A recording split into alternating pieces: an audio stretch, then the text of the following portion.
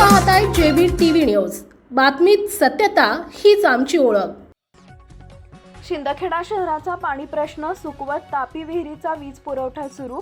पाणी पुरवठा लवकरच पूर्ववत। शिंदखेडा शहराला पाणी पुरवठा करणाऱ्या सुकवत तालुक्यात शिंदखेडा येथील तापी नदीवरील विहिरीचा वीज पुरवठा ऑगस्ट 2025 पासून थकीत वीज बिलामुळे खंडित करण्यात आला होता। या काळात पर्यायी व्यवस्था म्हणून बुराई नदी पात्रातील विहिरीतून शहराला पाणी पुरवठा सुरू ठेवण्यात आला होता। मात्र आता त्या ठिकाणचा जलसाठा संपल्याने सुकवत येथील मुख्य पाणी पुरवठा योजना तात्काळ सुरू करणं अत्यावश्यक बनलं होतं। महावितरणकडून 2 जानेवारी 2026 रोजी पाठवण्यात आलेल्या वीज बिलानुसार तब्बल 43 लाख रुपये थकबाकी असल्याचे नमूद करण्यात आले होते।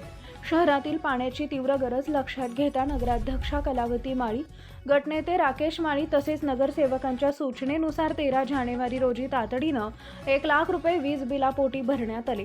त्यानंतरही महावितरणनं पुढील भरण्याच्या सूचना दिल्यानं नगरपंचायतीकडे मर्यादित निधी शिल्लक असतानाही अत्यावश्यक सेवा म्हणून 19 जानेवारी रोजी पुन्हा 4 लाख रुपये थकीत वीज बिलात जमा करण्यात आले।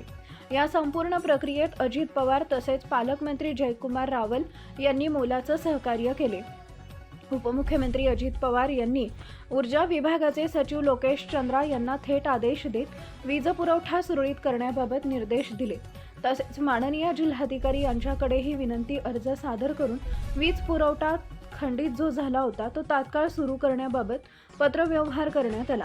दरम्यान वीज पुरवठा सुरळीत झाल्यानंतर पाणी पुरवठ्याची चाचणी सुरू असताना तालुक्यातील 85 गावं पाणी योजनेच्या कामादरम्यान शहराच्या पाणी पुरवठा योजनेचे पाईप तुटल्याचं निदर्शनास आले। ही बाब संबंधित यंत्रणांच्या निदर्शनास आणून देण्यात आली। परिस्थितीचं गांभीर्य लक्षात घेऊन तात्काळ दुरुस्तीचं काम हाती घेण्यात आले असून आज 22 जानेवारी रोजी सकाळी 11 वाजेपर्यंत पाईप जोडण्याचं काम पूर्ण झालंय। सध्या बुराई नदीच्या पात्रात पाणी दाखल झाले असून लवकरच शहराला नियमित पाणी पुरवठा सुरू होणार आहे। यावेळी नगराध्यक्षा कलावती माळी, गटनेते राकेश माळी, अरुण देसले, राहुल पाटोळे, सुभाष माळी, दीपक माळी, पाणी पुरवठा अधिकारी विपुल साळुंखे तसेच पाणी पुरवठा विभागाचे कर्मचारी उपस्थित होते। दरम्यान नागरिकांनी सध्याची वस्तुस्थिती समजून घेऊन प्रशासनाला सहकार्य करावे तसेच कोणत्याही अफवांवर विश्वास ठेवू नये असं आवाहन नगराध्यक्षा कलावती माळे यांनी केलंय। मुख्य संपादक जतीन बोरसे। योजनेच्या कामावर आम्ही या ठिकाणी आहोत। सर्व नागरिकांना वस्तुस्थिती निदर्शनास यावी याकरता हा व्हिडिओ आपल्या समोर आणत आहोत। या ठिकाणी इथले जे 2 आपले इलेक्ट्रिक पंप सेट आहेत, 3 आहेत एकूण, त्याच्यापैकी 2 आता सुरू व्हायचे आहेत आपल्याला। परंतु ऑगस्ट 2025 पासून इथले आपण लाईट जोडणी खंडित केलेली होती, कारण बुराई नदीमध्ये पाणी होतं। तिथले इंटेक विहीर जी आहे तिथूनच आपल्याला पाणी पुरवठा होत होता, पण बुराई नदीमधलं पाणी अचानक कमी झाल्यामुळे हे आपल्याला सुरू करणं भाग होतं। आपल्याला तेव्हापासून थकीत वीज बिल जे होतं ते 22 लाख होतं। ऑगस्ट 2025 मध्ये प्रशासनाने 2 लाख रुपये भरले होते, परंतु 2 जानेवारीला आपल्याकडे जेव्हा लाईट बिल आलं त्याच्यामध्ये 43 लाख रुपये थकीत असल्याचं नमूद करण्यात आलं। परंतु ते वाढी 23 लाख कोणते आहे याच्याबद्दल आपण MSEBला पत्र दिलेलं आहे। त्याच्यानंतर म्हणजे 2 जानेवारी नंतर आपण येथील वीज पुरवठा सुरळीत करण्याकरता प्रयत्न सुरू केले आणि त्यांना कार्यकारी अभियंता यांना विनंती करून आपण 13 जानेवारीला नफा फंडामधून 1 लाख रुपये त्या वीज बिलामध्ये भरले। मात्र तरी देखील आपल्याला वीज मंडळाने येथील खंडित वीज पुरवठा सुरू केला नाही। त्यामुळे विविध पातळ्यांवरून वरिष्ठांशी संपर्क साधून गटनेते राकेश भाऊ माळी, कलावती माळी, नगराध्यक्षा तसेच आपल्या गटाचे सर्व नगरसेवक यांनी प्रयत्न केले। जिल्हाधिकारी यांच्या मार्फत देखील आपण प्रयत्न करायचा या ठिकाणी सुरू करायचा प्रयत्न केला, तथापि त्याला काही अडचणी येत गेल्या। सुरुवातीला MSEBने आपल्याला 2 लाख रुपये भरले तरी सुरू करता येईल असं सांगितलं आणि आपल्या शहरात पाणी आलं असतं।